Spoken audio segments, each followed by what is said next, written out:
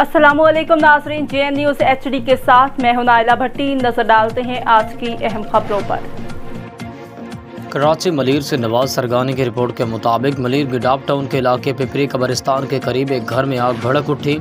घर में मौजूद सामान जलकर राख हो गया। फायर ब्रिगेड और बिन कासिम पुलिस के सब इंस्पेक्टर लाल भेमरू ने मौके पर पहुंचकर घर में मौजूद अफराद को बासलामत रेस्क्यू किया।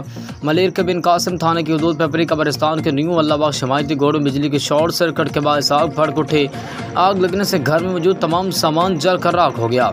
Fort Qasim Pakistan steel mill के फायर ब्रिगेड अमले और बिन कासिम टाउन पुलिस के सब इंस्पेक्टर लाल भेमरू ने मौके पर पहुंचकर घर मौजूद अफराद को बासलामत रेस्क्यू किया।